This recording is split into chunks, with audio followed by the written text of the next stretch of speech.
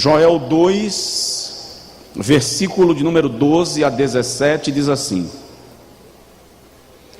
ainda assim, agora mesmo, diz o Senhor, convertei-vos a mim de todo o vosso coração, e isso com jejuns, e com choro, e com pranto. E rasgai o vosso coração, e não as vossas vestes.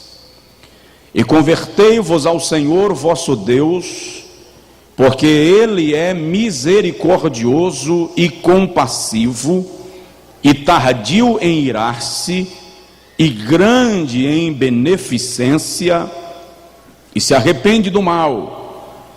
Quem sabe se voltará e se arrependerá, e deixará após si uma bênção em oferta de manjar e libação para o Senhor vosso Deus.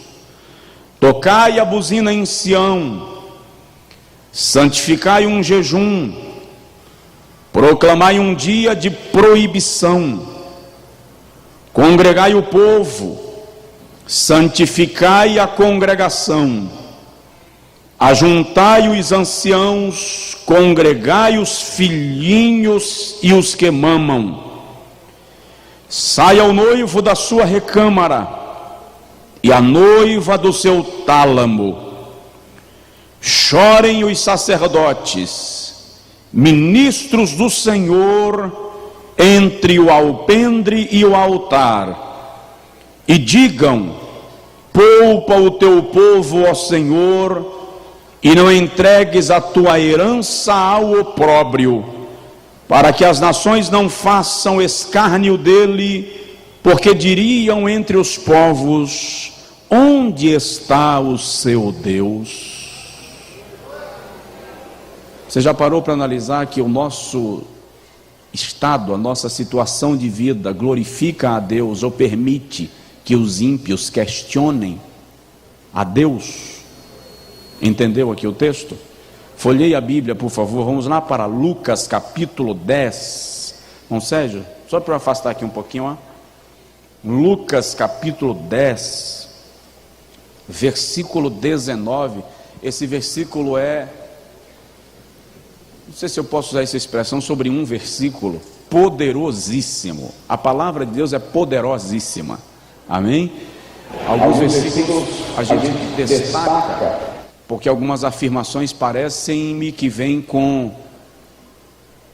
ou para situações muito específicas de Deus, e Ele quer conscientizar a sua igreja de uma autoridade que lhe foi delegada.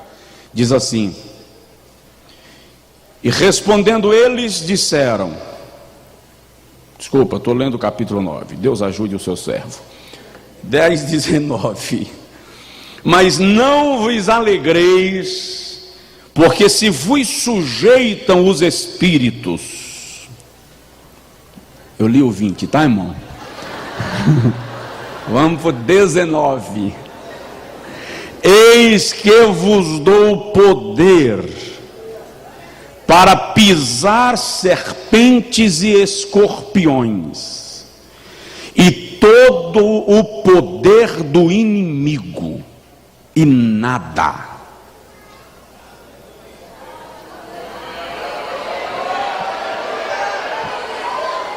olha só, eis que vos dou poder. Quem disse isso? Jesus. Jesus olha para você e diz assim: eis que eu te dou poder para pisar serpentes e escorpiões e toda a força do inimigo, e nada vos fará dano algum. Diga comigo: nada, nenhuma força prevalecerá contra a minha vida, porque eu estou em Cristo. Aleluia.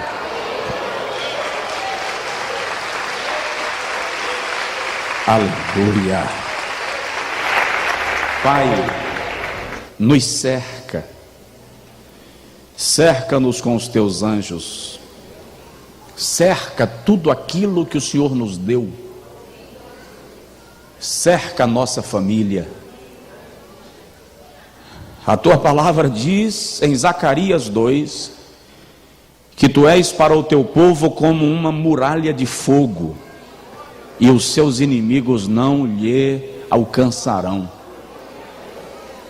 Eu peço que o Espírito Santo opere com poder nesta noite pela palavra, que haja libertação, cura, transformação, quebra de cadeias, em nome de Jesus.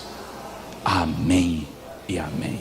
Dá uma olhadinha no seu vizinho e diz para ele assim, ó: dar glória a Deus aqui é de graça.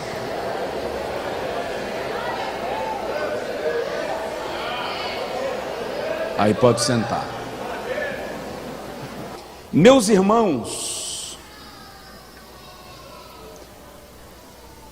a mensagem do profeta Joel, eu disse semana passada,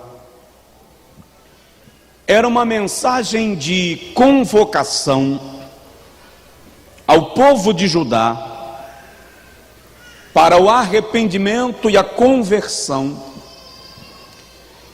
a fim de que o cativeiro fosse evitado e a ira de Deus fosse aplacada.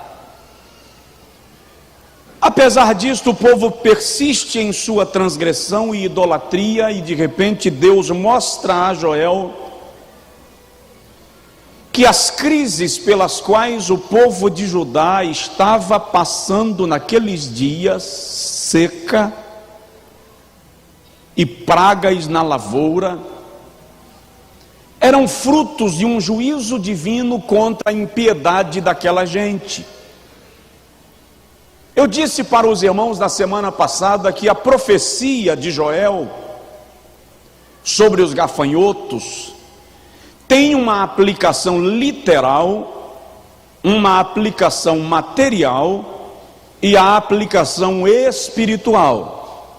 A literal é porque de fato Judá foi assaltada por pragas sequentes de gafanhotos que devoraram, que destruíram a plantação e a lavoura. E o capítulo 1 de Joel revela que o povo estava vivendo tamanha penúria, miséria, dificuldades, endividamento, por conta daquela praga de gafanhotos.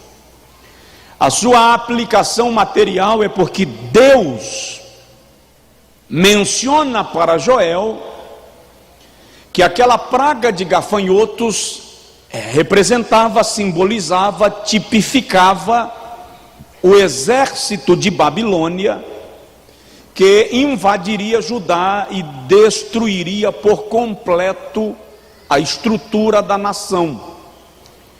E a aplicação espiritual é porque é necessário reconhecer, e nós vamos ver isto à medida que iniciarmos a outra sequência de mensagens sobre batalha espiritual, é preciso reconhecer que existem legiões e legiões de demônios operando no universo, neste espaço celestial, oprimindo homens, dominando regiões, levando homens à destruição. E muitas vezes o povo de Deus, eu vou repetir, por falta de conhecimento, se torna também vítima de ações tão poderosas, tempestuosas e destruidoras do inimigo. Mas o texto que nós lemos do capítulo 2 de Joel, versículo 12 a 17, nos revela que há livramento garantido para aquele que se arrepende e se posiciona. Dá uma olhada no vizinho e diz para ele: há livramento garantido para quem se arrepende. E esta é a mensagem do capítulo 2 de Joel. A promessa de Deus de que haverá livramento se o povo se converter com oração e com jejum e com pranto e quebrantamento. Ele chega a dizer: rasgai o vosso coração e não as vossas vestes. O que o Senhor está dizendo é: chega de culto aparente, para de me enganar com papa quente, não pensa que eu estou comendo pressão. Eu preciso que vocês se convertam de verdade. É isso que Deus está dizendo. Ele está dizendo assim: não se esconde em cultos fervorosos para fingir que está tudo bem, não. Conserta esse negócio aí, para eu revelar o meu poder para vocês, para eu revelar o meu milagre e abrir a porta. É isso que Deus está dizendo, trocando em miúdos. Deu para entender, não? E na primeira semana eu falei aqui que muitas vezes nós nos escondemos atrás da ideia, do conceito da maldição, e não vencemos nunca na vida porque mantemos hábitos ruins. Eu frisei, por exemplo, a questão das nossas palavras, as nossas declarações. Palavras são sementes. Eu falei aqui sobre dar continuidade aos pecados dos nossos pais, dos nossos ancestrais. A maldição será hereditária se eu aceitar herdar as práticas pecaminosas dos meus ancestrais. Se eu der continuidade aos seus pecados, as mesmas consequências sofrerei. Na mesma semana eu falei aqui sobre você identificar uma colheita maléfica ou maligna de seus ancestrais e romper com ela. Ou seja, eu me converti ao Senhor. Tenho nada a ver com o que o meu bisavô fez. Toda maldição que ele semeou, no momento que eu conheço a Cristo e compreendo a palavra, eu me posiciono contra estas operações do mal e me aproprio da bênção de Deus que está revelada na sua palavra. Amém? Na segunda semana ainda, eu estou falando disso para a gente dar sequência e você entender. Eu vou repetir: nada do que eu preguei aqui nestas 3 semanas vai mudar qualquer coisa se você não começar mudando. Vai mudar nada. Eu na terça-feira passada até usei uma expressão aqui que eu fiquei meio sem graça, até achei que eu tinha exagerado, que eu falei daquela mulher ou daquelas mulheres que quando vai trocar a roupa íntima, em vez de botar a palavra, enfia debaixo do colchão, e depois de 2 dias troca e veste de novo a que estava debaixo do colchão. Agora eu vou falar sem me sentir constrangido. Porque eu fui procurado e não foi só por um homem, não, para dizer assim: pastor, lá em casa esse diabo estava agindo. E teve um que disse assim: graças a Deus que hoje quando eu acordei não tinha roupa no guarda-roupa, estava tudo no tanquinho sendo lavado. Ou seja, são coisas simples que a gente parece que é exagero do pregador no calor da pregação, e que na verdade é profético. É Jesus conhecendo o guarda-roupa, a cômoda, a gaveta. Jesus sabe o que está debaixo do colchão. Jesus futuca lá o íntimo e joga aí, sem lhe expor, óbvio, para lhe curar, para lhe restaurar, para fazer um milagre na sua vida, na sua casa, para a glória de Deus Pai. Dá para dizer um glória a Jesus aí? E eu falei aqui na segunda semana sobre quebrar pontes. O que é quebrar pontes? Romper com situações que geram vias para o diabo impor a sua opressão e a sua maldição na nossa vida ou na nossa casa. Aí eu falei sobre retirar de casa o anátema. Tira de casa aquilo que é maldição. É o caso de Acã. É identificar em casa aquilo que é maligno, que é sacrificado aos ídolos, que é diabólico, que é maldito, e desfazer, para que o inimigo não tenha, vamos chamar de legalidade, procuração, para agir contra nós, a partir de um chamamento nosso. Eu lembro que uma certa feita, eu morei vizinho de uma igreja numa outra cidade, eu não vou falar o nome da cidade porque o assunto foi conhecido lá na época, e tinha uma igreja lá que tinha o hábito de convidar os demônios para se manifestarem, convidava para depois expulsar, e eu ouvia aquela cena, e um dia se manifestou que eu sei lá de que nível hierárquico era aquela coisa, que quebrou banco, quebrou janela, estourou porta, deu de tapa em obreiro. Aí eu fiquei assim constrangido e cheguei na porta e falei com o pastor: pastor, está tudo bem aí?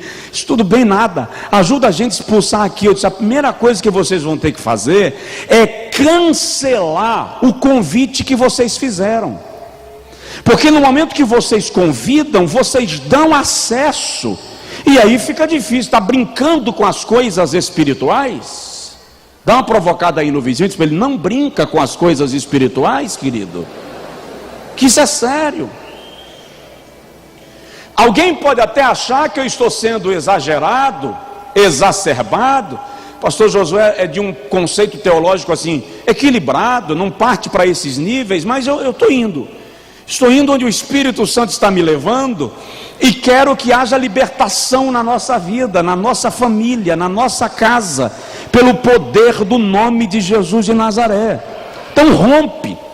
Outra coisa que eu falei sobre quebrar pontes foi sobre pecados ocultos, que você ainda não se prostrou diante de Deus em arrependimento genuíno, verdadeiro.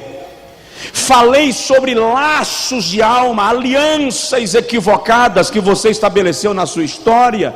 Gente que mantém dentro de casa a roupa de quando pulava carnaval, a roupa da antiga amante, do ex-namorado, casou e está com a roupa do ex-namorado em casa. Fala sério, nem para Deus dar uma revelação para teu marido.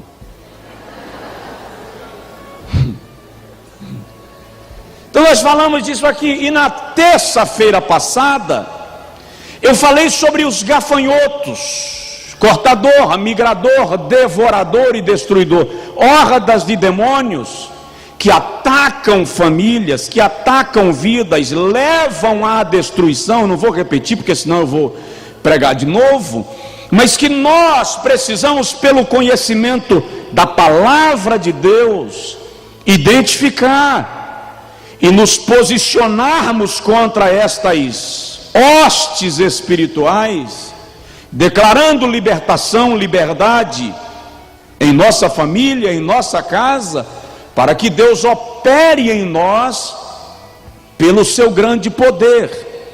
Hoje, porque não deu tempo semana passada a falar, eu quero falar sobre como vencer estas legiões que nós falamos na semana passada.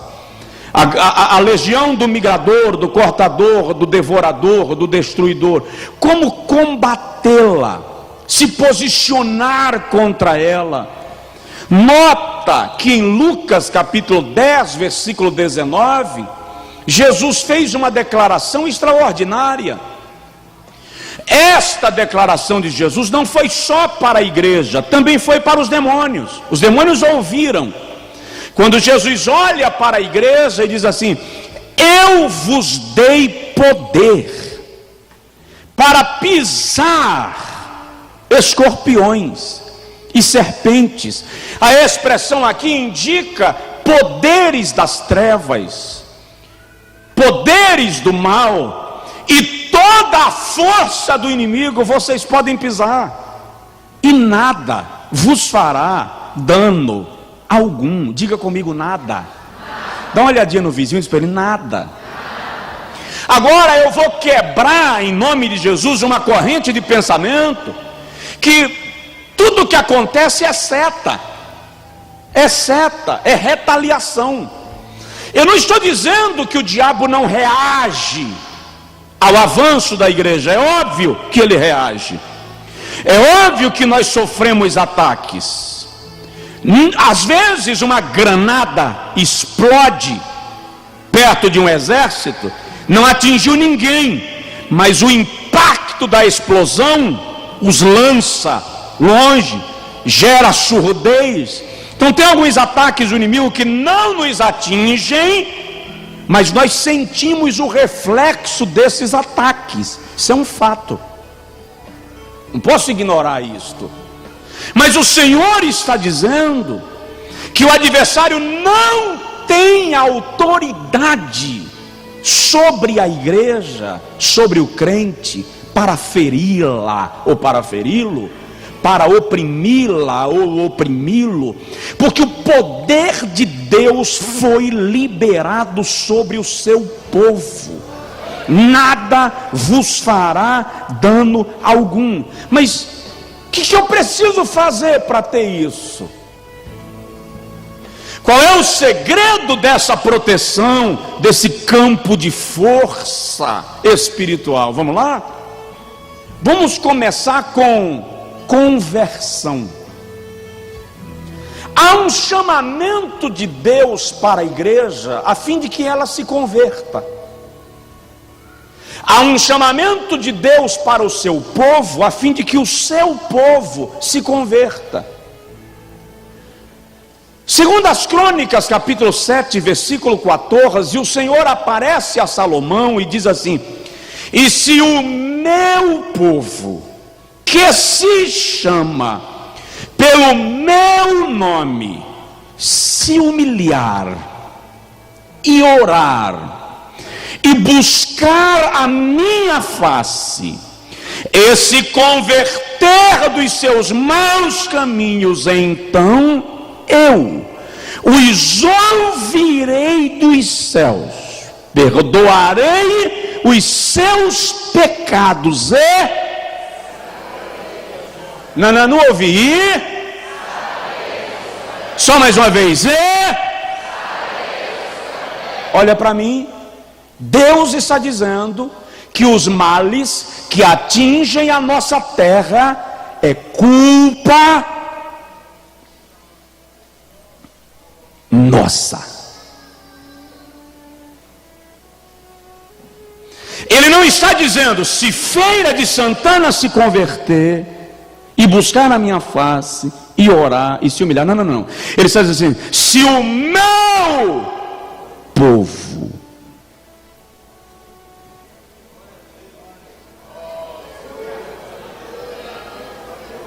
Você entendeu?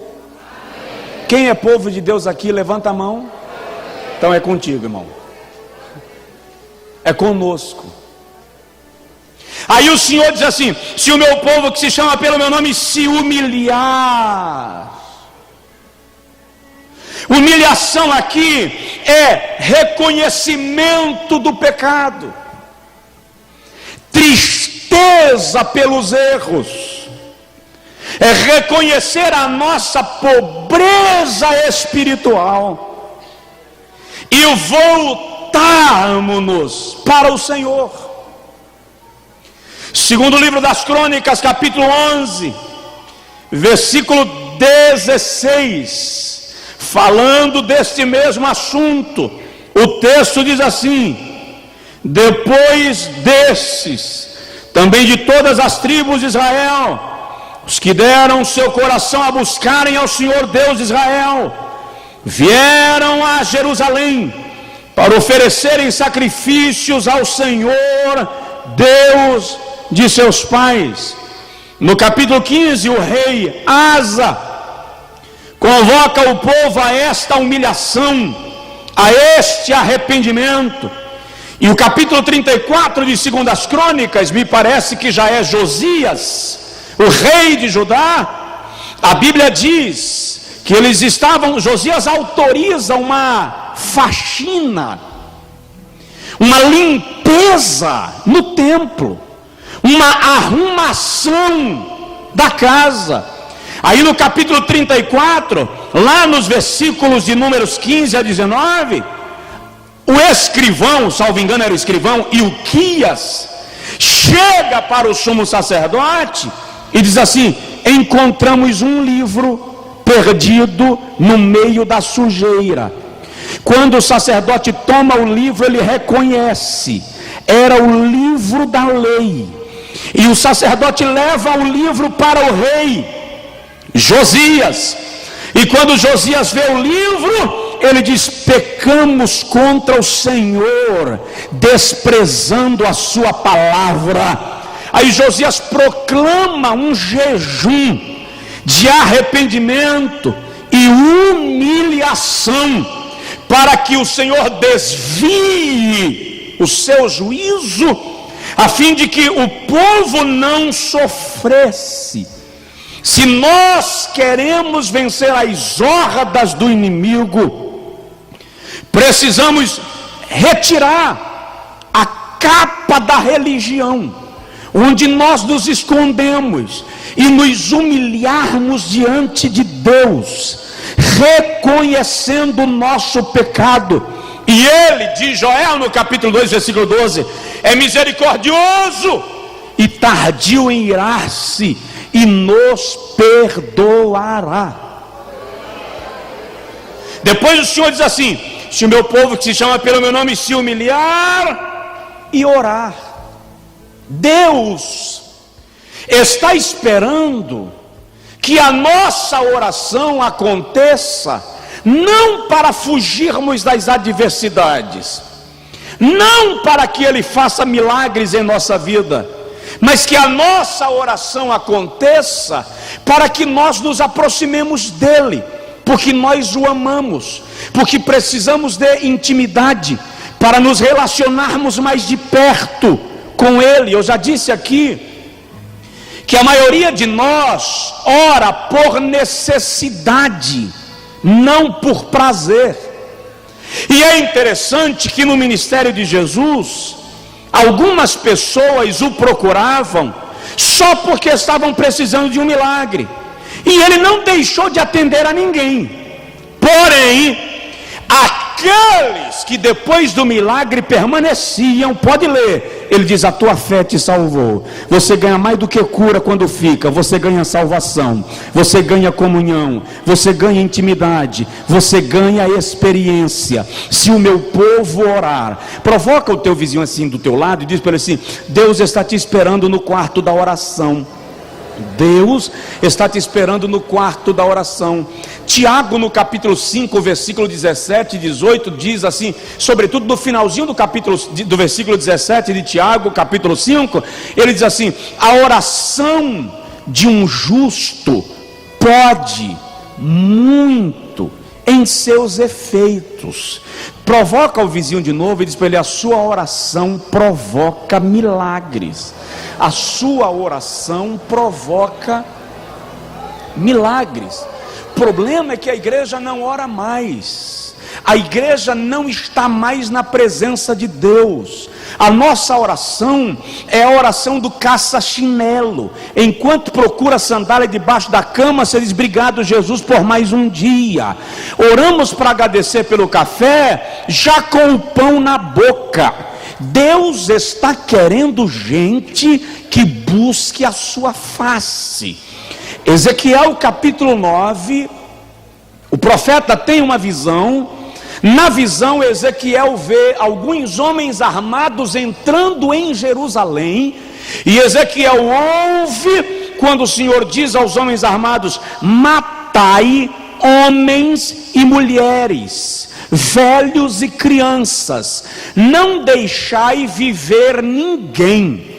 Enquanto os homens armados vão entrando, Ezequiel percebe um outro homem trazendo na mão um tintureiro, e Ezequiel ouviu quando o Senhor disse aos homens armados: esperem até que sejam marcados com tinta aqueles que ainda choram no meu altar, depois matai o resto. Provoca o vizinho e diz para ele: quem chora vive.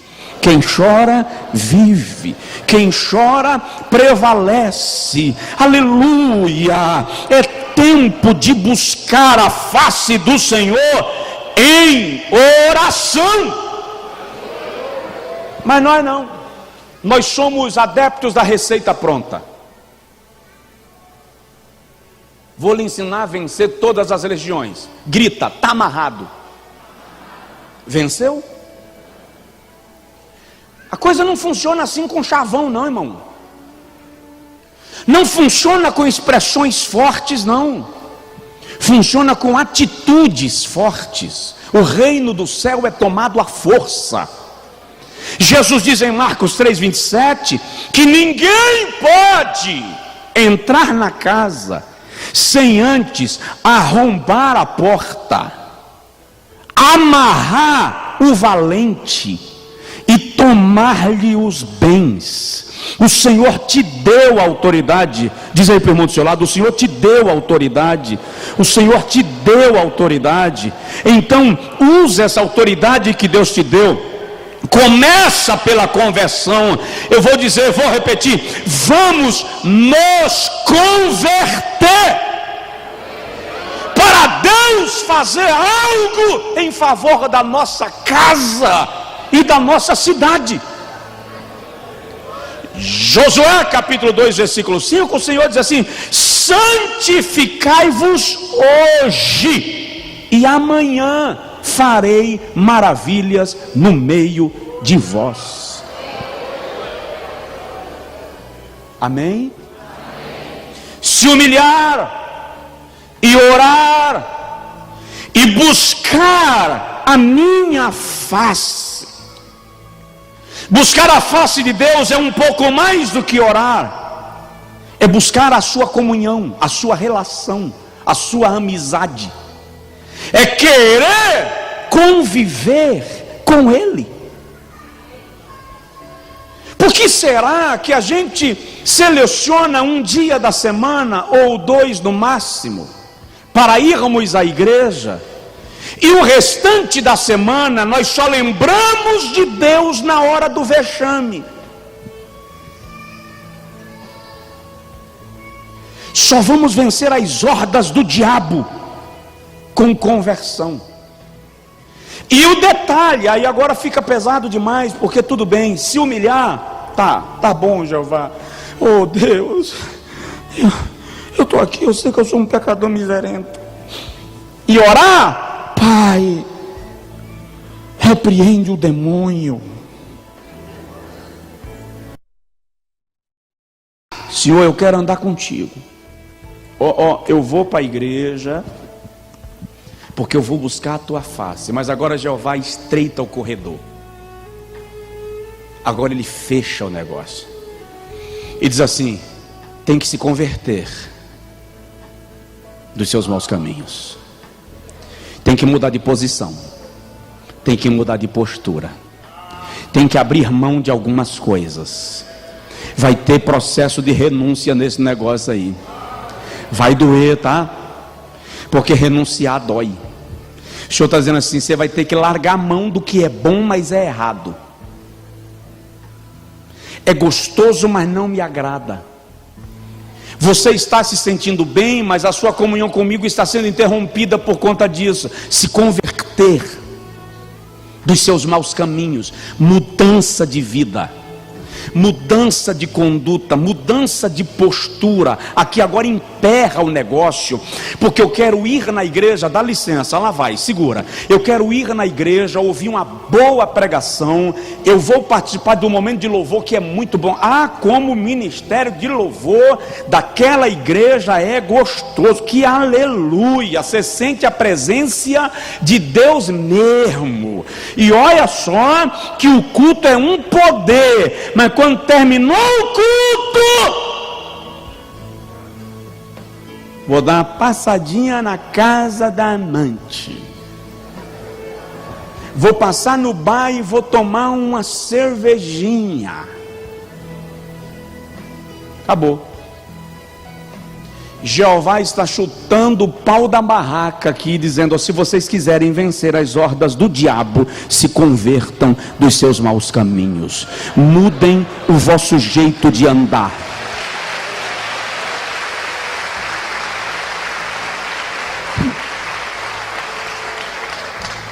É isso aqui. Deus está querendo nos abençoar. Diz aí para o vizinho: Deus quer te abençoar.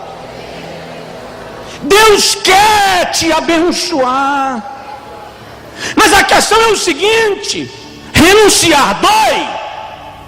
Tem coisas que dói, mas o que você vai receber da parte de Deus cura qualquer dor. Aleluia! Eu lembro agora de um pastor aqui de Feira de Santana, conhecido. Ele conta que um dia o menino dele, brincando com uma cocadinha, colocou a cocada dentro do jarro, jogou a cocada dentro do jarro e colocou a mão para pegar a cocada. A mão passou aberta. Quando ele segurou o doce que trouxe, a mão não passou. E aí o menino começou a puxar e a mão não saía, e o pastor chegou: meu filho, solta o doce que a mão sai. O menino disse: não vou soltar não. Mas meu filho, para a mão sair tem que soltar o doce, mas o doce é meu. Tá, eu sei, mas se você soltar o doce, o pai tira a mão e vira o jarro e o doce cai. Não, quero o meu doce. O pastor disse que chegou um momento que ele ficou tão agoniado com a situação que ele disse assim: meu filho, quem você prefere, o pai ou o doce? O menino disse: o doce. Ou seja, para você salvar a sua mão, você vai ter que soltar o doce.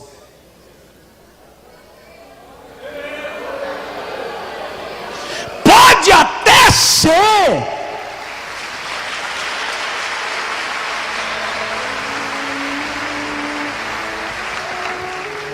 eu não estou dizendo que será, porque eu não sei qual é a sua situação, tá? Isso aí é com Jesus.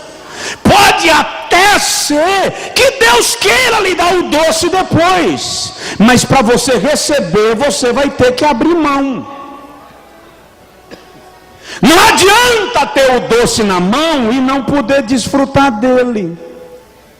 Então solta o doce, salva a tua mão e deixa na mão de Deus decidir a tua vida, porque Ele é sempre zeloso para os que nele esperam.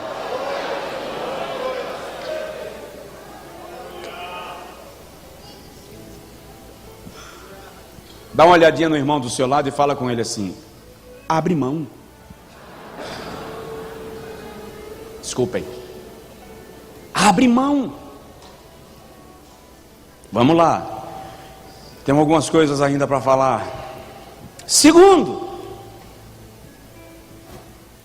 queremos vencer todas as hordas do maligno, amém? Diga comigo: o diabo não vai fazer ninho na minha casa. Está desfeito, em nome de Jesus. Aleluia. Seu marido vai se converter quando vê mudança na sua vida, irmã. Sua mulher vai se converter quando vê mudança na sua vida, irmão. Seus filhos revoltados com o evangelho vão perceber que o evangelho é poder que transforma meu pai e minha mãe. Quero conhecer esse negócio. Se nós mudarmos, as coisas vão mudar. Eu vou repetir, eu não aceito que a gente fica se enganando. A igreja brasileira é uma igreja avivada. Pelo amor de Deus, corrupção saindo pelas bordas, violência, você não consegue colocar o pé na calçada de casa, prostituição para todo lado. Isso é avivamento? Cá entre nós, o avivamento na sua plenitude mexe com a sociedade. O avivamento da sua plenitude mexe com a moral, com a conduta das pessoas, com o caráter. Mas olha para mim aqui, por gentileza. Tem que começar na casa de Deus, tem que começar aqui. Se aqui não começar, nós não vamos influenciar lá fora. Ou você acha que Jesus diz que nós somos o sal da igreja e a luz dos salvos? É isso que Jesus diz? Sois o sal da terra e a luz do mundo. Vira profeta agora aí por 2 segundos e diz para o seu vizinho assim: você tem que influenciar.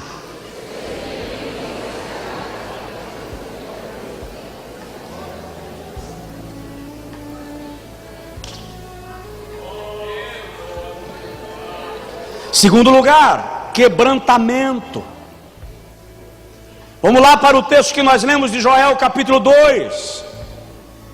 Se nós queremos vencer as hordas do diabo, é preciso haver quebrantamento. Olha o versículo 17: chorem os sacerdotes,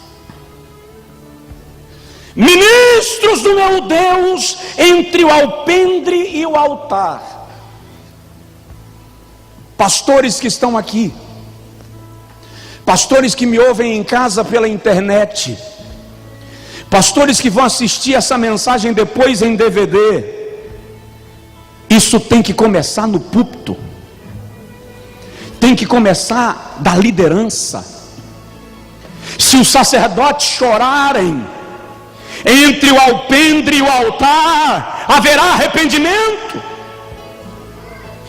Jerusalém só se converteu no período pós-cativeiro porque Esdras se vestiu de pano de saco e cinza e foi para a praça da cidade chorar. É só ler o capítulo 10. Aí o Senhor diz assim no versículo 18: então o Senhor terá zelo da sua terra e se compadecerá do seu povo.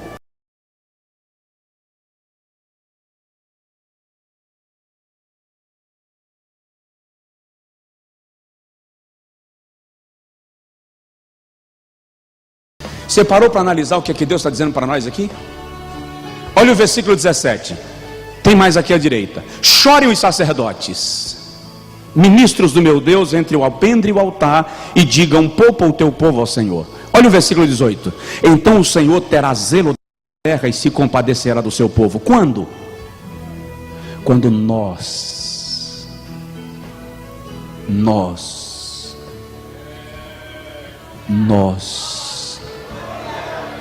nos convertermos em quebrantamento. Ou começa conosco, que eu vou dizer agora é forte, ou começa conosco, ou nós nos dispomos, ou Deus levanta outros, porque Deus não fica sem representante na história. Estendo as mãos em direção a estes pastores e digam comigo: Senhor, quebranta os líderes da tua casa. Amém. Podem sentar, pastores, obrigado.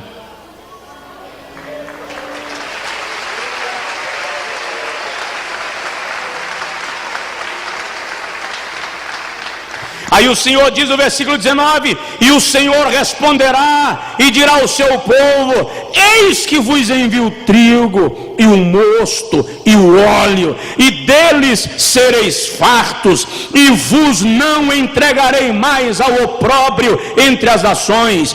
E aquele que é do norte, o inimigo, farei partir para longe de vós, e lançá-lo-ei em uma terra seca e deserta. Olha o versículo 21: não temas, ó terra, regozija-te e alegra-te, porque o Senhor fez grandes coisas. Começou por onde? Pelo quebrantamento dos sacerdotes.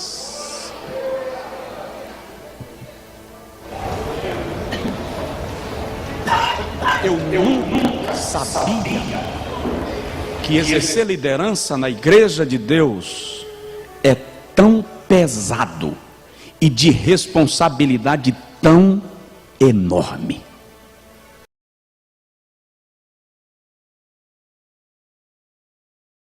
Eu nunca sabia que a bênção do povo está relacionada ao quebrantamento da liderança. É por isso que é melhor renunciar à credencial e ir para o banco, ser um crente de banco, a ser pastor, atrapalhando a bênção na vida dos outros. Isso é sério. Manda eu parar. Isso é sério. É por isso que o sumo sacerdote ou os sacerdotes não podiam ter alguns defeitos específicos no corpo segundo a lei, porque cada defeito daquele representava uma deficiência de caráter. O sacerdote não pode ser invejoso. Ele precisa se alegrar com a prosperidade daqueles que estão debaixo da sua autoridade espiritual. Sacerdote não pode ser mentiroso. Ele tem que dizer a verdade àqueles que estão debaixo da sua autoridade espiritual. Sacerdote não pode ser caluniador. Ele precisa ser o profeta da bênção de Deus sobre aqueles que estão debaixo da sua autoridade espiritual. Sacerdote não pode ser gaiato, sem limite, sem reconhecimento de conduta, porque senão a palavra profética que ele prega pode ser questionada, porque não entende a sua postura. Esse negócio é sério demais. Note que a bênção para o povo começa com o quebrantamento dos ministros do altar. Agora tem um trem aqui no versículo 26. Eu quero que você pegue isso passando em cima da sua cabeça. Olha o versículo 26. Eu vos restituirei. Versículo 25 diz: vos restituirei os anos que foram consumidos. Diz aí para o seu vizinho: na presença de Deus não há tempo perdido.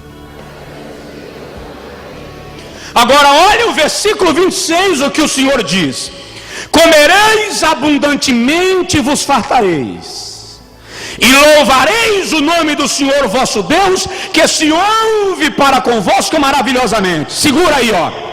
E o meu povo jamais será envergonhado.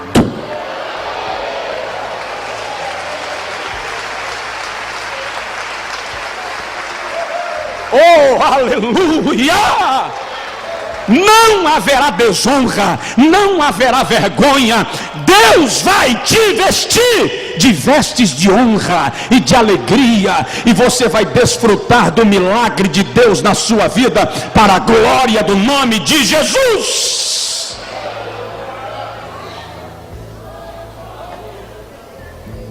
Aleluia! Toda maldição está quebrada em nome de Jesus.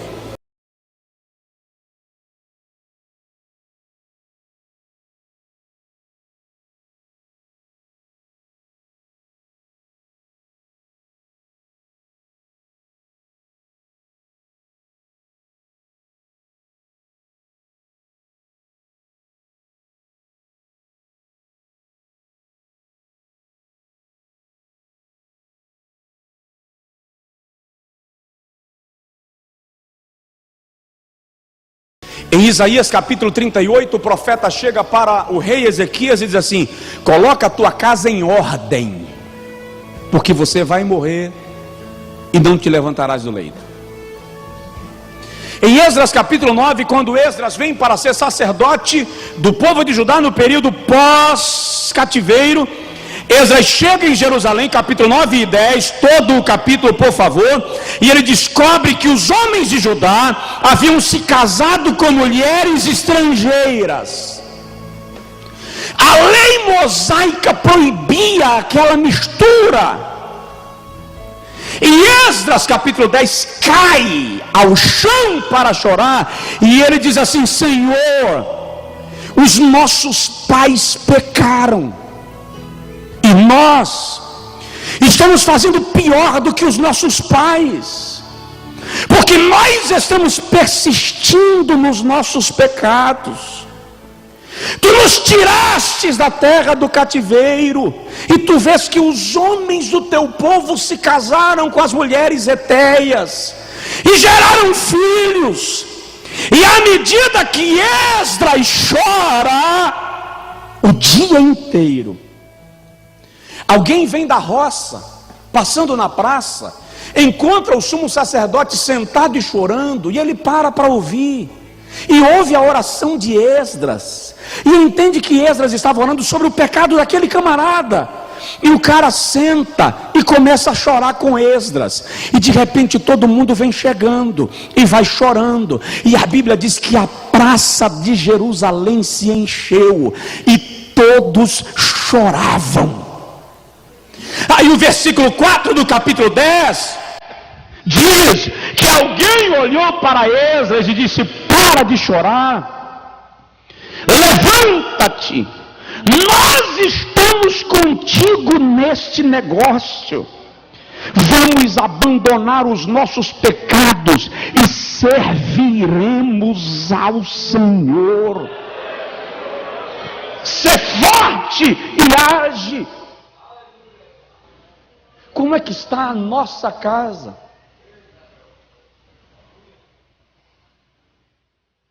mulher dando de tapa no rosto do marido. Tem marido dando de murro na esposa. Não, pastor, não veio para a igreja porque tá dodói. tá doente, pastor.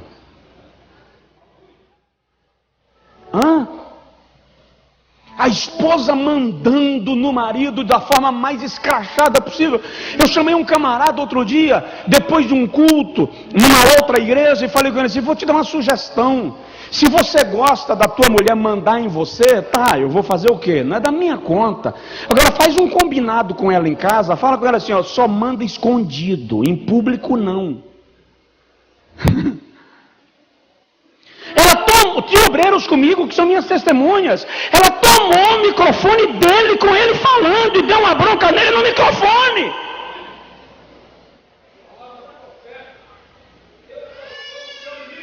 É preciso reestruturar a casa. Seu filho leva a namorada e dorme na sua casa, debaixo do seu teto, com a namorada dele. E você acha que o diabo não está encontrando nisso uma oportunidade extraordinária para fazer uma festa?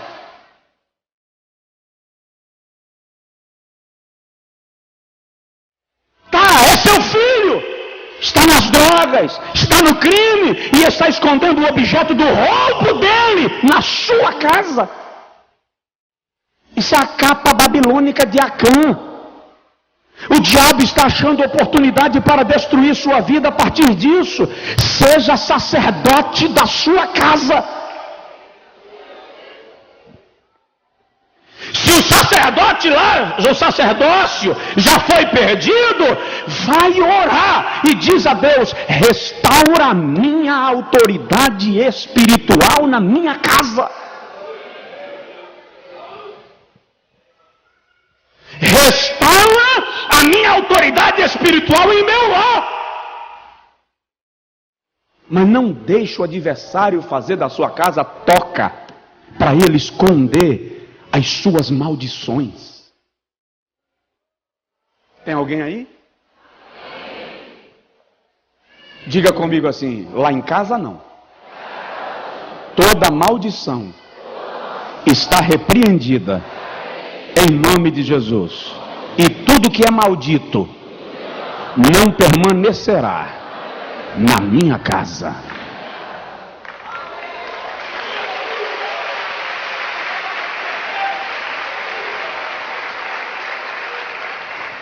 Estou sendo radical demais? Levante assim a sua mão comigo. Diga comigo: Deus restaura o sacerdócio na minha casa. Diga comigo: Deus, os meus filhos, crentes ou não, são santificados para o Senhor. Eu te peço, não deixa o diabo tragá-los. Cerca-os onde eles estiverem. Traze-os para a tua presença, no teu nome.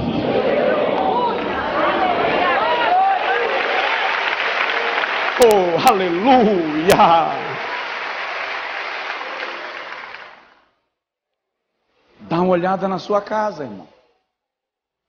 Não é chegar lá, seu sacerdócio, dando de tapa em cima da mesa, chutando balde. Não, não é isso não. Eu estou falando de autoridade espiritual, não de autoritarismo maluco.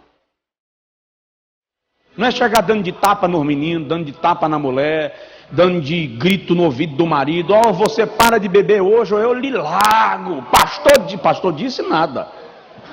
Ai, ai. Arrumar essa carga para mim não. Exerça autoridade espiritual em nome de Jesus.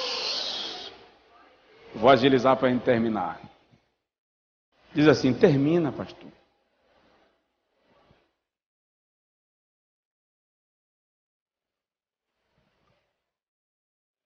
Quarto lugar. Agora eu vou dar uma entrada na sua casa, dá licença, tá? De novo. Cuide Cuide do seu espaço. Você quer romper maldições? Quer repreender as hordas do inimigo? Cuide do seu espaço. Existe uma filosofia japonesa, eles chamam de os 5 sensos, ou os 5 S's. Algumas empresas colocam em prática isso para manter a boa ordem do ambiente de trabalho. Eu entendo que o crente precisa viver isso na sua vida todo dia, não por filosofia oriental, mas por princípio de vida saudável. E você vai ver que a Bíblia nos ajuda nisto. O primeiro elemento a fazer para cuidar do seu espaço é o que eles chamam de senso de utilização. Ou seja, identifique na sua casa aquilo que é necessário e aquilo que não serve para você. E aquilo que não é mais útil, esvazie a casa. Tem umas irmãs aí, abençoadas de Jesus, que tem sapataria em casa. 50 o que, pastor? Bota para cima. 80 pares de sapato. É pecado? Não é isso que eu estou dizendo. Eu estou perguntando. Usa? Tem uns que o couro já está ressecado. O solado da sandália já está quebrando por falta de uso. Ei, tem gente precisando dessa sandália. Dá senso de utilização. A televisão, o cara tem 5 aparelhos de televisão dentro de casa. Tem uma que ele vai lá ligar e nem funciona mais, porque nunca funcionou, o controle não atende mais. Dá! Vende! Selecione o que é útil em casa. Esvazia a casa. Ou você vai fazer um pacto com Jesus hoje, que você vai chegar em casa essa semana e vai dar uma arrumada no guarda-roupa, naquele armário que tem a panela que foi da sogra da sua sogra. Que eu não sei para que essa panela ainda está lá. Sabe aquele prato de esmalte? Quem lembra de prato de esmalte aqui? Quem lembra? Aquele prato de esmalte que o esmalte já arrancou todo, você comia mingau quando era recém-nascido, e essa coisa está lá. Veja o que é útil em casa e usa o que for útil. Interessante é que tem irmã, fala a Deus, elas compram aquele lençol de seda, negócio bonito. Lençol de seda parece que mexe quando coloca em cima da cama. Mas o lençol de seda nunca vai para a cama, para o marido dormir, para o filho dormir. Fica lá guardado. Quando chega uma visita que cai de paraquedas na calçada, tem um lençol de seda para visita. O lençol que o marido nunca dormiu. Que conversa é essa, meu irmão? As bênçãos que Deus lhe dá é para você desfrutar com a sua família primeiro.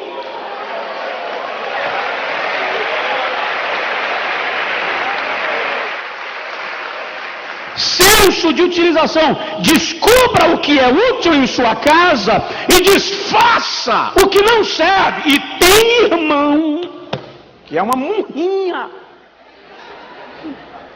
Ele viu um irmão dizendo: eu tenho uma geladeira lá em casa para doar, pastor. É uma geladeira, tá boa ainda, tá, porque já tem 2, tem 3, comprei uma nova. O irmão não precisa de uma geladeira na casa dele, mas diz assim: irmão, eu vou buscar lá para minha casa, que é para não ver ir para a mão de outro. Tem alguém precisando, servo. Tem irmã botando o sofá um em cima do outro, mas não manda embora o velho. Jesus! Arrume o seu espaço, se livre da mesquinhez, não seja escravo das coisas. Por que isso, pastor? O que é que tem a ver espiritualmente? Onde estiver o seu tesouro, aí estará o teu coração. Pergunta para o vizinho: onde é que está teu coração? Segundo, senso de organização. Depois que você tirou o que é desnecessário, irmão, em nome de Jesus de Nazaré, não deixa eu sair daqui como lata velha levando pancada. O que eu estou falando aqui não é blá blá blá. Hoje é terça-feira, você tem até sábado para fazer uma faxina na sua casa. Tira o que você não usa mais e abençoa alguém. E olha para cá, você vai ver como Deus vai te suprir extraordinariamente até daquilo que você não pode ter, e Deus vai fazer chegar na sua mão.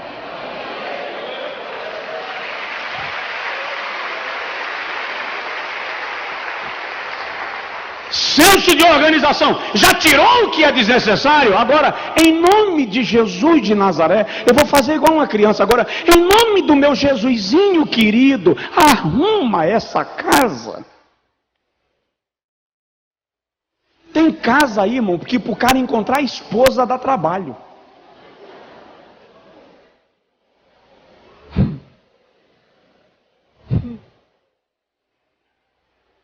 Tá uma bagunça. Arruma. A mesa de trabalho do indivíduo, quando o chefe dele chega, rejeita entrar na sala.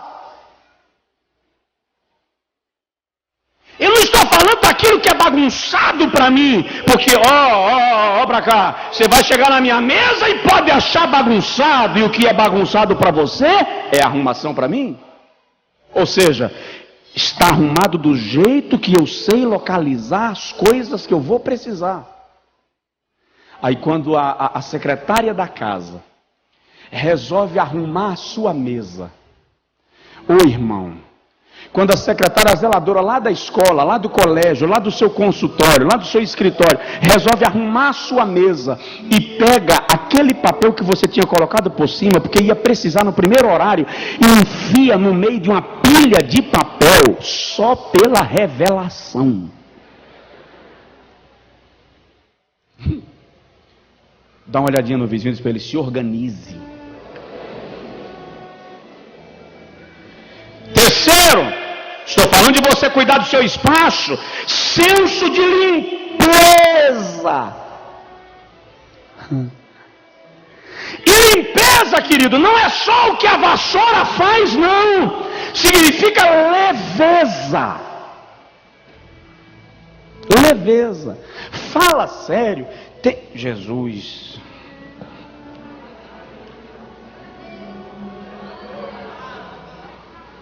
Dá para andar descalço na sua casa? Ou seus pés viram a caçamba?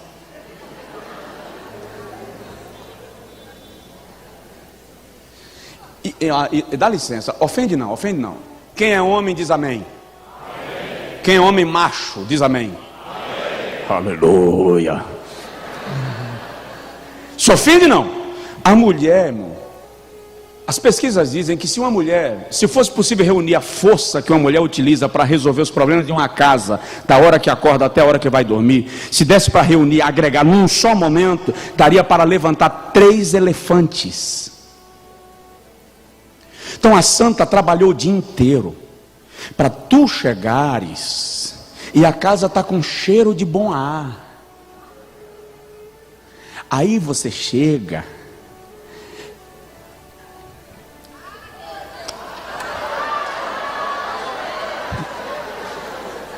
com o sapato cheio de terra, o tênis cheio de terra, a bota lameada, a roupa cheia de graxa.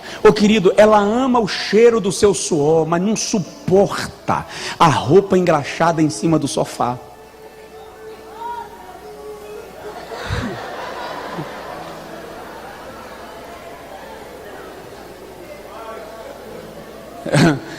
Tem irmão dizendo aí, Deus não está falando mais. Vamos lá que eu preciso parar, que o horário já passou. Senso de utilização, de organização, de limpeza, olha para cá, de saúde e higiene. Pastor, precisa dizer isso, não precisa. Toma banho. Pelo amor de Deus.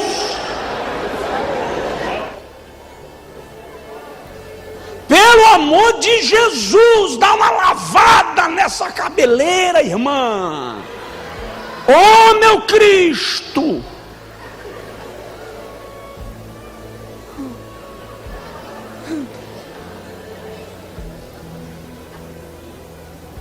Está exagerando? Tô nada. Eu lembro que uma vez eu estava com meu pai numa fila de votação, dia de eleição, e tinha um senhor assessorando ali, colocando cadeiras e tal, e estava cheio, e ele pedia licença, e ninguém dava licença. E ele, licença, gente, licença. E era um homem grandalhão. Quando ninguém deu licença, ele na melhor das intenções, ele levantou os braços para passar com as cadeiras elevadas. Não precisou pedir licença. O caminho se abriu.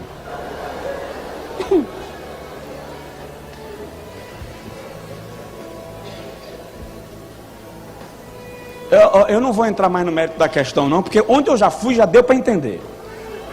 Não deu? Não precisa ser mais claro. Não precisa. Senso de higiene e de saúde. Usa um perfuminho, irmão. Ô irmã, ir no salão dar uma arrumadinha no cabelo não é pecado não, irmã. Ô Jesus.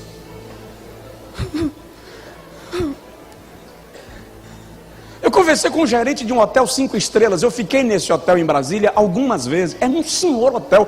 O cara é o gerente do hotel. Ele disse assim: pastor, eu não tenho prazer de voltar para casa. Eu disse: qual é o teu problema? Pastor, eu lido aqui com pessoas de alta classe, gente arrumada, elegante, que se veste bem. Quando eu vou para casa, eu encontro em casa a minha mulher com a unha cheia de cebola. O cabelo da mulher, se o teto fosse mais baixo, grudava no telhado. Eu pego o copo, vejo pegajoso. O que acontece? Eu chego em casa e vou lavar os copos de novo, porque eu não suporto sujeira. Ô irmã, em nome de Jesus, tem crise na sua casa que não é o diabo que está provocando, é a sujeira. Estou ajudando. Lembrei agora da irmã, já estou terminando. Chegou para o pastor e disse: pastor, o senhor precisa ir lá em casa fazer uma oração forte. Como assim, minha irmã? Meu marido não dorme mais em casa, não almoça mais em casa. Eu estou achando que meu marido tem outra. O pastor disse: não pode, meu irmão, homem obreiro, pelo amor de Jesus, vou lá amanhã cedo. No outro dia cedo, o pastor bateu na porta, o marido não estava em casa. Quando o pastor chegou na calçada, tinha uma pilha de lixo na calçada. O pastor disse: prefeitura não passou aqui. Aí o pastor entrou. Quando chegou no sofá, que sentou no sofá, levantou, porque o menino tinha esvaziado a bexiga no sofá e a irmã. Aí o pastor disse: minha irmã, dá um copo com água. Aí lá vem aquele copo de alumínio. Amo tomar água em copo de alumínio, é uma delícia. Mas vem o copo de alumínio com gordura, já não serve. Quando o pastor pegou o copo, escorregou no dedo. Aí o pastor: obrigado, minha irmã, era só um pouquinho, só para molhar a garganta. Quando olha para o banheiro, está lá a porta aberta, pendurado lá bandeiras, bandeirantes e bandeirolas. Aí o pastor disse: minha irmã, é o seguinte, minha oração não resolve o problema da senhora. Aqui só a oração das irmãs do círculo de oração. Negócio aqui é manto forte. Pastor se mandou para casa, chegou lá assim: mulher, próximo amanhã, reúne as irmãs do ciclo de oração, vai na casa da irmã fulana, faz um mutirão, porque aquele negócio lá, eu ia dormir no gabinete, mas não dormia naquela casa. A irmã chamou, a mulher do pastor chamou as irmãs do ciclo de oração, foi para lá e fez uma limpeza, limpou a casa, varreu, passou pano, encerou, aplicou boan, lavou o pano de cama, mesa e banho, fez comida nova. Tchan, tchan, tchan, tchan. Que tem irmã que cozinha domingo e esquenta segunda, terça, quarta, quinta, sexta, sábado. Afinal de contas, micro-ondas é para quê, né, pastor? Fez comida nova e fez oração e foi embora. Meio-dia, o marido da irmã chegou para trazer a feira. Quando parou o carro na porta da casa, disse: prefeitura veio aqui hoje. Entrou, sentiu o cheiro de casa limpa, colocou a feira em cima da mesa, destampou a panela, cheiro de comida nova. Sentou e comeu. Deu aquele sono típico do depois do almoço. Quando ele chega na cama, lençol lavado com amaciante, cheiroso. A fronha também usou alvejante. Deitou e apagou. A irmã não aguentou esperar o marido acordar, correu na casa do pastor. Pastor, Deus fez um milagre, pastor. Deus fez um milagre. Que milagre, meu irmão? Está dormindo em casa, pastor. Apagou. O pastor disse: foi Deus não, minha irmã. Foi a minha mulher e as irmãs do círculo de oração que fizeram esse milagre. Então, em nome de Jesus, eu vou parar aqui. Mas olha, pratica isso. Estou falando de romper com as maldições. Estou falando de romper com as maldições. Tem nada a ver, pastor, não? Quem acha que não tem nada a ver, levanta a mão, que eu quero orar por você agora.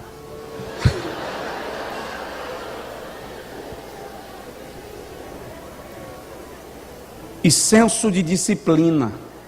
Seja uma pessoa disciplinada. Se organize. O cara não chega no trabalho na hora, não cumpre compromisso, não honra os compromissos que faz, não garante a palavra, não estabelece bons hábitos, diz assim: o diabo está me perseguindo. Estabeleça uma norma de conduta para você mesmo.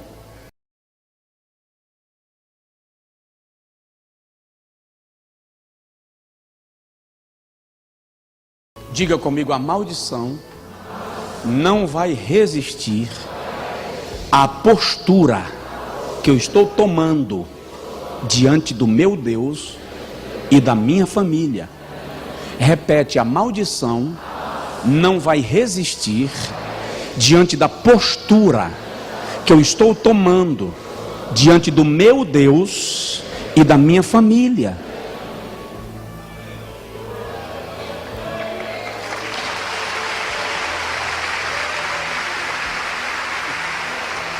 Se converta, se quebrante, reestruture sua casa, organize seu espaço. São princípios para você romper, repreender as hostes. E para terminar, pratique, não vou nem comentar, pratica a fidelidade e a generosidade. Projeta para mim Malaquias 3, 7 a 12, eu vou ler e encerro. 3 de Malaquias, versículo 7 a 12. Desde os dias dos vossos pais vos desviastes dos meus estatutos e não os guardastes. Tornai-vos para mim e eu tornarei para vós outros, diz o Senhor dos Exércitos. Mas vós dizeis: em que havemos de tornar? Versículo 8: roubará o homem a Deus? Todavia vós me roubais e dizeis: em que te roubamos? Nos dízimos e nas ofertas. Com maldição sois amaldiçoados, porque a mim me roubais, vós, a nação toda. Trazei todos os dízimos à casa do tesouro, para que haja mantimento na minha casa, e provai-me nisto, diz o Senhor dos Exércitos, se eu não vos abrir as janelas do céu e não derramar sobre vós uma bênção sem medida. Olha o versículo 11: por vossa causa repreenderei o devorador. Olha o que Deus está dizendo aqui. Aquela hoste maligna da qual falamos semana passada, quando você me honrar com a sua vida, com os seus dízimos e com as suas ofertas, eu mesmo repreenderei o devorador, para que não vos consuma o fruto da terra, a vossa vida no campo não será estéril, diz o Senhor dos exércitos. E versículo 12: todas as nações vos chamarão bem-aventurados, porque vós sereis uma terra deleitosa, diz o Senhor dos exércitos.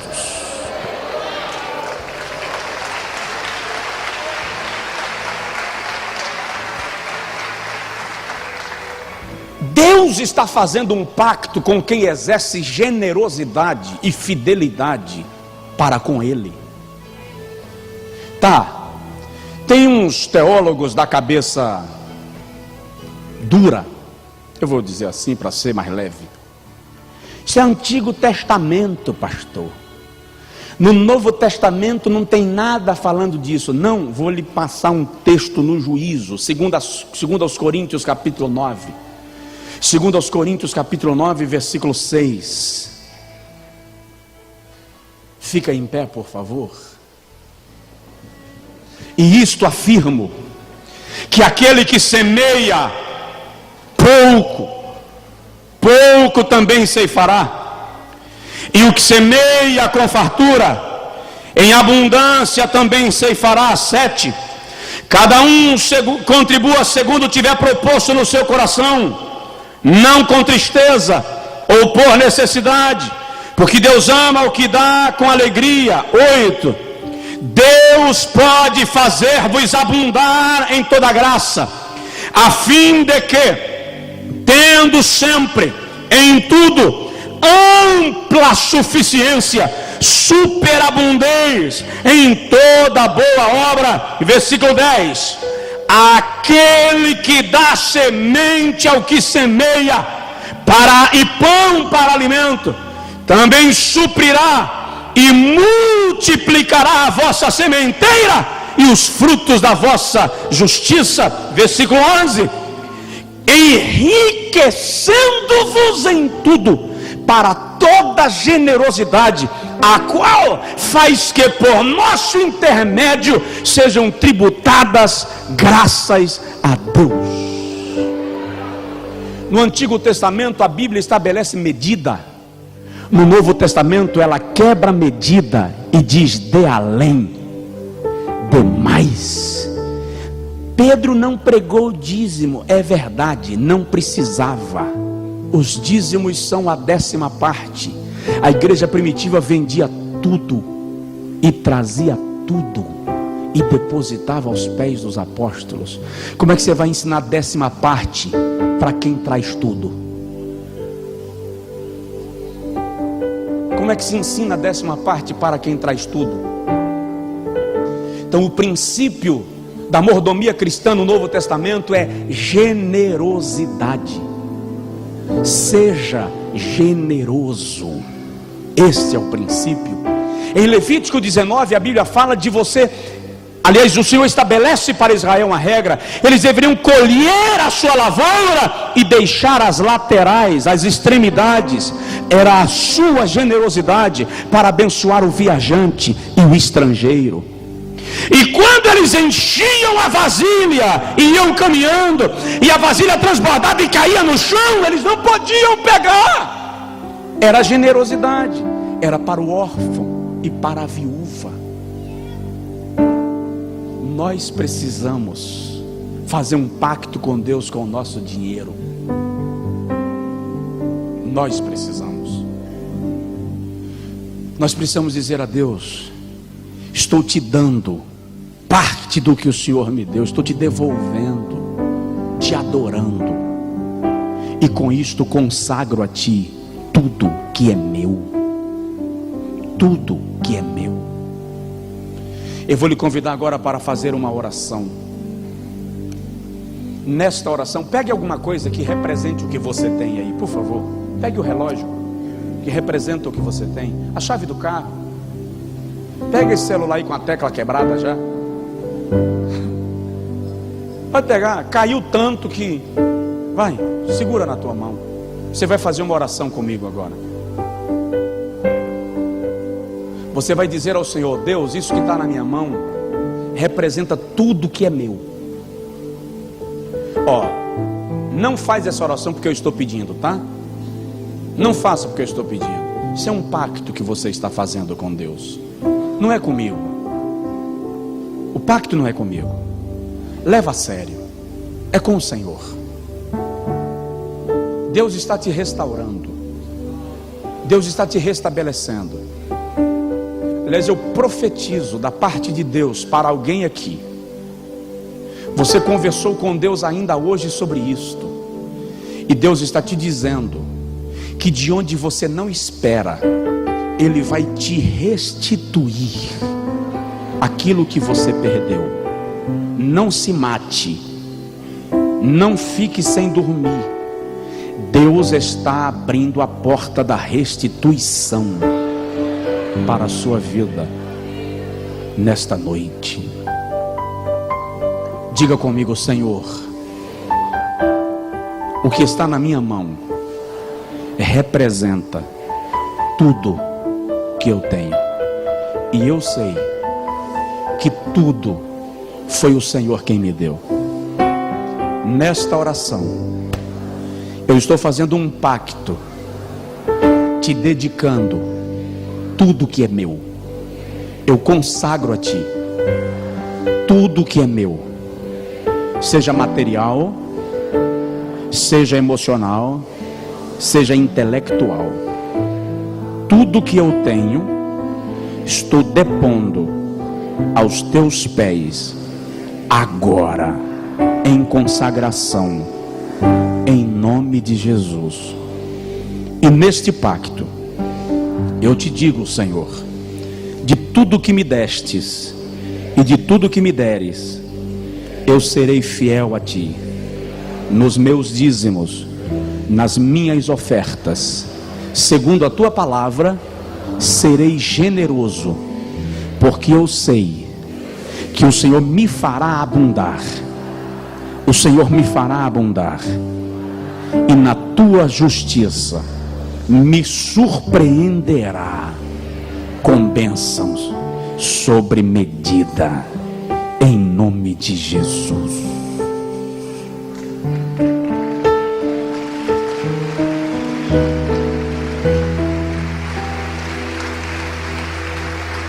Dá uma olhadinha na pessoa que está do seu lado e cita para ele Joel 2:26. Profetiza para ele: você não será mais envergonhado. Você não será mais envergonhado. Você não será mais envergonhada. Eu profetizo em nome de Jesus. Eu quero declarar agora no nome do Senhor que o agiota vai sair da sua porta. Não porque ele vai fugir, mas porque Deus vai te ajudar a honrar teu compromisso. Eu declaro em nome de Jesus que o credor não vai te importunar, e que o devedor vai receber condição de honrar o compromisso que tem contigo. Eu declaro em nome de Jesus dívidas impagáveis pagas pelo poder da palavra de Deus. Erga sua mão em nome de Jesus. Eu declaro, Senhor, pelo poder da palavra profética, que toda a horda de demônio que está agindo contra a vida e a prosperidade deste homem e desta mulher, pelo poder do sangue que Jesus derramou na cruz do Calvário, toda a força das trevas está neutralizada, repreendida, destruída em nome de Jesus.